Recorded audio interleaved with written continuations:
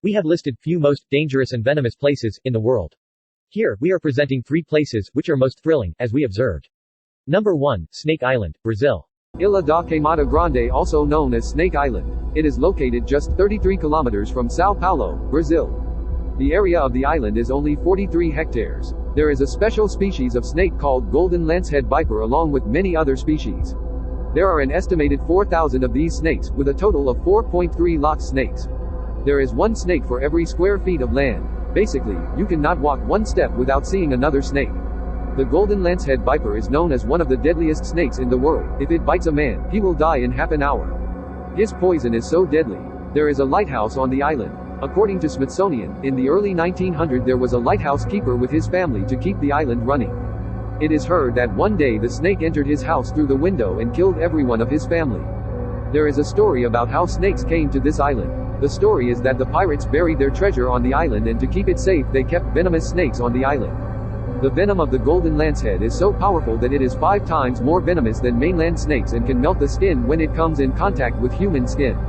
A bite from a golden lancehead viper carries with it a 3% chance of living, as the venom can cause failure of kidneys, damage muscle tissue, or cause problems in the brain. The diet of the lancehead viper consists mainly of birds that migrate and stop to rest on the island. The Brazilian Navy has banned entry to the island due to the large number of venomous snakes on the island. Government strictly controls visits to the Ilha da Queimada Grande, allowing only a few scientists to study snakes each year. Number 2, Agashima Island, Japan. Agashima is a volcanic Japanese island in the Philippine Sea. The island is administered by Tokyo and is approximately 358 kilometers south of Tokyo and 64 kilometers south of Hachijojima. The island's area is 8.75 square kilometers and, as of 2014, its population is 170.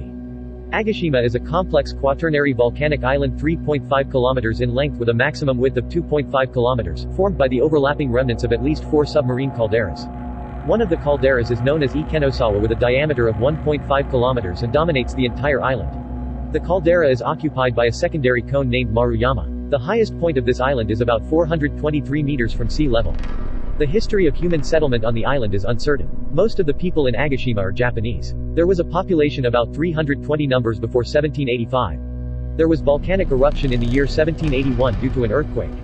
In April 1783, lava flows from the Maruyama cone resulted in the evacuation of all 63 households on the island. During massive eruption in 1785 a large number of islanders perished, and the remainder were evacuated to Hachijojima. Residents of Agashima are well aware of the dangers of living in a volcano. Even when its last eruption occurred in 1785, the Japanese Meteorological Agency still registered the island to be an active volcano, with strong possibility that it may still erupt one day. However, residents of Agashima are willing to take the risk. Helicopter is the only transport for entering into this island from Hachijojima. Small ships also provide services, but it is uncertain due to high waves and inclement weather. Number 3, Lake Kivu, Rwanda, Africa. Lake Kivu is one of the African Great Lakes. It lies on the border between the Democratic Republic of the Congo and Rwanda. It is approximately 90 kilometers long and 50 kilometers at its widest. It has been estimated to cover a total surface area of some 2,700 square kilometers, making it Africa's 8th largest lake. The lake has a maximum depth of 475 meters. Lake Kivu is a quiet and fresh water lake along with Cameroonian Lake Nyos and Lake Manu. Then what makes the innocent-looking Lake Kivu so dangerous? Okay, let us see. In 1984, August 15, local people of Lake Manu reported hearing a loud noise and seeing a gas cloud emanating from the lake. Approximately 40 people died in this event. Scientists were really not sure at first what was going on, and it leads to investigators to initially believe that the incident was a terrorist attack. The reason can be found when second similar event happened in August 21, 1986, where 80 million cubic meters of carbon dioxide gas suddenly erupted from Lake Nyos, in the West African country of Cameroon. This massive cloud expanded to 50 kilometers an hour, suffocating everything within a 25 kilometers radius, killing more than 1,700 people along with 3,000 cattle and wild animals.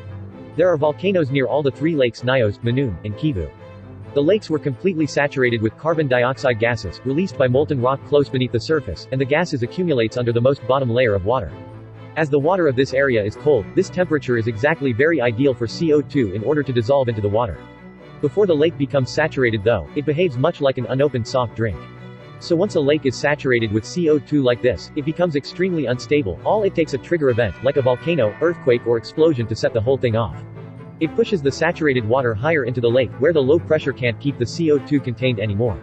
Bubbles start forming at the surface, a column of gas erupts on top, the water at the bottom is pulled up by suction which causes a runaway loss of CO2 and an eventual explosion. Eventually it becomes a giant ball of cloud of carbon dioxide and start blowing towards Lake Basin. In case of Lake Nyos, 1.2 cubic kilometer cloud of CO2 started migrating off the water and into the nearby locality. As CO2 is denser than air and has bad tendency to stick to the ground, it pushes the breathable air up. As a result, when the cloud entered the surrounding villages, people couldn't breathe and caught by severe CO2 poisoning. Nearly everyone around the lake that night died and people as far away as 25 kilometers even suffered from it. To prevent a recurrence, in Nyos, a degassing tube that siphons water from the bottom layers to the top, allowing the carbon dioxide to leak in safe quantities, was installed in 2001. 2 additional tubes were installed in 2011. In case of Lake Kivu, around the lake, geologists found evidence of massive local extinctions about every 1,000 years. There is an estimated 256 cubic kilometers of carbon dioxide and 65 cubic kilometers of methane gas under the most bottom level of water.